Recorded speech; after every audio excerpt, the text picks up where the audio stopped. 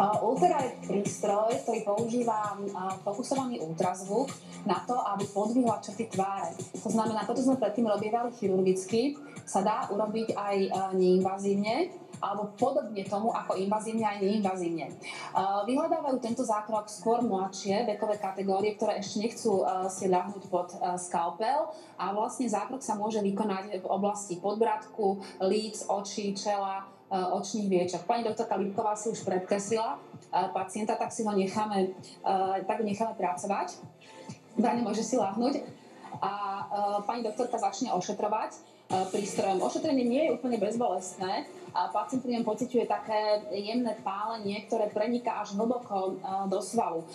Výsledok ošetrenia je okamžitý, to znamená, hneď po zákroku si ho môže skontrolovať v zrkadle, ale jeho efekt sa rozvíja ešte ďalšie 3 až 4 mesiace.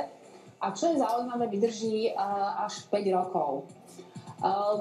Taká novinka, ktorú máme, je prístroj na exaktné vyhodnotenie celého zákroku, kde si vlastne môžeme pozrieť, to Ingrid práve spracováva záznam toho, kde sa dá percentuálne vyhodnotiť efekt zákroku, kde vidno vlastne vrásky v oblasti oka pred zákrokom a okamžite po zákroku, kde prístroj ukázal viac ako 50% zlepšenie toho stavu kože okolo očí.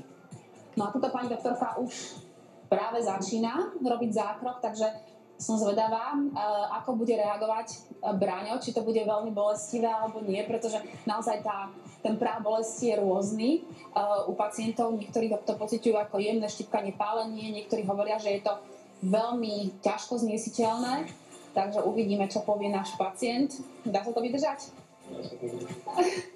Hej, fajn, výborne. Takže tu pomaličky končíme a uvidíme sa pri vyšetrovaní.